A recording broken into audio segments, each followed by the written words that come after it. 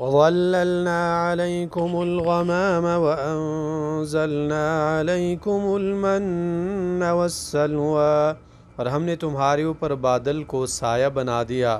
اور تمہارے اوپر من اور سلوہ اتارا۔ كُلُوا مِن طَيِّبَاتِ مَا رَزَقْنَاكُمْ وَمَا ظَلَمُونَا وَلَكِن كَانُوا أَنفُسَهُمْ يَظْلِمُونَ، کہ ہمارے دی ہوئی پاکیزہ چیزیں کھاؤ، اور انہوں نے ہمارا کچھ نہ بگاڑا بلکہ اپنے جانوں پر ہی ظلم کرتے رہے۔ سورہ بقرہ آیت نمبر 57 ہے، اور اس آیت میں بھی اللہ تعالیٰ نے ایک عظیم نعمت کا ذکر کیا ہے، اور یہ تب کی بات ہے کہ جب مصر کو فرعون سے آزاد کیا گیا، بنی اسرائیل وہاں سے ایک بار ہجرت کر چکے تھے۔ فرعون کے اور اس کے قوم کے ہلاک ہونے کے بعد اللہ تعالیٰ نے بنی اسرائیل کو پھر مصر میں رہنے کی ہدایت دی۔ بنی اسرائیل مصر میں آباد تھے۔ کچھ وقت گزرنے کے بعد اللہ تعالیٰ نے بنی اسرائیل کو حکم دیا کہ آپ لوگوں نے بیت المقدس کو فتح کرنا ہے، اب آپ کو مصر چھوڑنا پڑے گا اور آپ کو بیت المقدس فتح کرنا ہوگا۔ اور ابتدا میں بنی اسرائیل نے کافی ٹال مٹول کیا، لیکن یہ ہے کہ بعد میں جب انہیں پتہ چلا کہ ہمیں ہر صورت میں موسیٰ اور ہارون علیہم السلام کے ساتھ جانا پڑے گا، تو وہ موسیٰ علیہ السلام کے ساتھ چل پڑے۔ چلتے چلتے شام اور مصر کے بیچ ایک صحرا میں ٹھہرے، اور وہاں پر انہوں نے موسیٰ علیہ السلام سے مطالبہ کیا کہ آپ اللہ تعالیٰ سے دعا کیجئے گا تاکہ ہمارے لیے کھانے پینے اور چھت کا بندوبست ہو سکے۔ موسیٰ علیہ السلام نے اللہ تعالیٰ سے دعا کی، اور اللہ تعالیٰ نے کھانے پینے اور چھت، سایہ اور ساری چیزوں کا بندوبست کیا۔ اور یہ بات بھی یاد رکھنی چاہیے کہ اس میدان میں رہنا ان کے لیے ایک سزا تھی۔ 40 سال تک یہ اس میدان میں بطور سزا رہتے رہے، اور تاریخی روایات کے مطابق موسیٰ علیہ السلام اور ہارون علیہ السلام بھی اسی میدان تیہ میں وفات ہوئے۔ تو اللہ تعالیٰ اپنی نعمت کا ذکر کر رہے ہیں کہ اللہ تعالیٰ نے وہاں پر آپ پر اپنی نعمتیں برسائی جہاں آپ کے پاس اور کوئی آپشن نہیں تھا، نہ کھانے کے لیے کچھ تھا، نہ پینے کے لیے کچھ تھا، اور نہ ہی سایہ وغیرہ تھا۔ اللہ تعالیٰ نے آپ لوگوں پر نعمتیں کی، اور اللہ تعالیٰ نے آپ لوگوں کے لیے بادل کو سایہ بنا دیا، اور کھانے کے لیے اللہ تعالیٰ نے آپ پر من اور سلوہ نازل فرما دیا۔ علماء فرماتے ہیں کہ من شہد کی طرح ایک چیز تھی جسے یہ لوگ استعمال کیا کرتے تھے، اور طلوع فجر سے لے کے طلوع آفتاب تک اس بیچ میں یہ آسمان سے درختوں پر یہ چیز برستی، اور یہ اسے اٹھاتے اور پورا دن کھاتے رہتے۔ اور بعض علماء فرماتے ہیں کہ من سے مراد ہر وہ چیز ہے جو کہ بنا مشقت سے ان کو ملتی۔ اور سلوہ جو ہے، اس میں جو راجح تفسیر ہے وہ یہ ہے کہ یہ ایک پرندے کا نام ہے، اور اس پرندے کو بعض علماء کہتے ہیں کہ عربی میں سمانی یا سفارہ کہا جاتا ہے، اور یہ چھوٹا پرندہ تھا۔ مفسرین فرماتے ہیں کہ نہایت خوبصورت، اور اس پرندے کا جو گوشت تھا وہ نہایت مزیدار گوشت تھا، اور ہوا جو ہے وہ ان پرندوں کو لاتی۔ بعض علماء کہتے ہیں کہ یہ روسٹ کیے ہوئے ان کے پاس جو ہے پرندے لائے جاتے، اور بعض علماء کہتے ہیں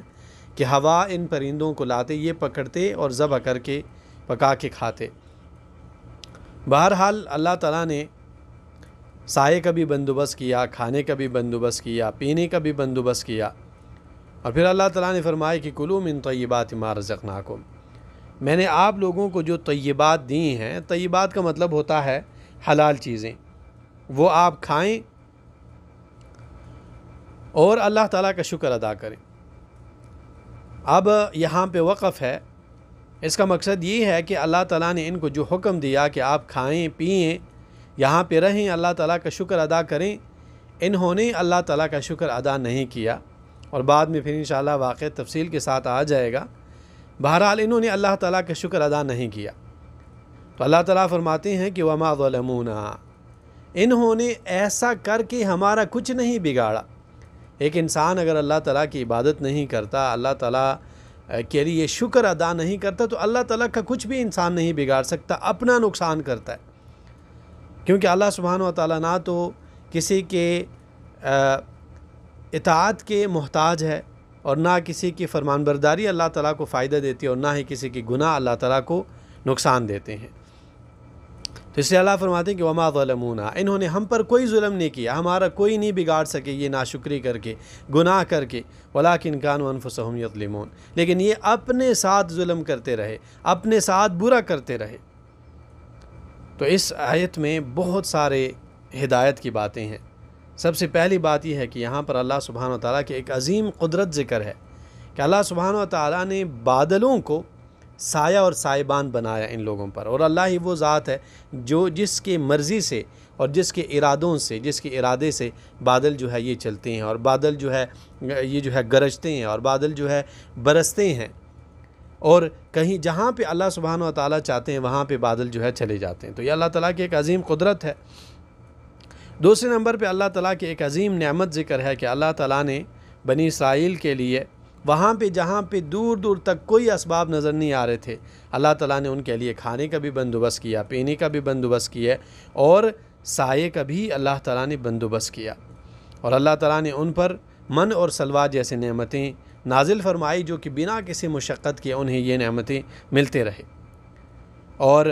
یہ آیت دلیل ہے کہ بہتر گوشت جو ہے گوشتوں میں وہ جو ہے پرندوں کا گوشت ہے، اور یہی وجہ ہے کہ اللہ سبحانہ و تعالیٰ نے جنت کے نعمتوں میں سے یہ بات ذکر کی ہے کہ وَلَحْمِ طَيْرٍ مِّمَّا يَشْتَهُونَ، اور جنت میں جنتیوں کو پرندوں کے وہ گوشت ملتے رہیں گے جس کی اشتہا ان کے دل کرتے ہوں گے، جن کو انسان کا دل چاہ رہا ہوگا۔ اور آیت میں دلیل ہے کہ انسان کے لیے انسان کو چاہیے ایک مناسب طریقہ یہ ہے کہ اگر اللہ تعالیٰ نے آپ کو کوئی نعمت دی ہے وہ نعمت آپ ظاہر کریں، اور وہ نعمت جو ہے اس نعمت سے آپ فائدہ اٹھائیں۔ قرآن کریم میں اللہ تعالیٰ فرماتے ہیں کہ وَأَمَّا بِنِعْمَةِ رَبِّكَ فَحَدِّثْ، اگر اللہ تعالیٰ نے آپ پر کوئی نعمت کی ہے تو وہ نعمت بیان کریں آپ۔ اور حدیث میں ہے رسول اللہ صلی اللہ علیہ وسلم فرماتے ہیں کہ وَلْيُرَى عَلَيْكَ أَثَرُ النِّعْمَةِ، آدم کے بیٹے اللہ تعالیٰ نے اگر آپ کو کوئی نعمت دی ہے اس کا اثر آپ پہ ظاہر ہونا چاہیے۔ تو یہ آیت جو ہے دلیل ہے اس بات کے لیے کہ اگر اللہ تعالیٰ نے آپ پر کوئی نعمت کی ہے وہ نعمت آپ پہ ظاہر ہونی چاہیے۔ شیخ الاسلام ابن تیمیہ رحمہ اللہ فرماتے ہیں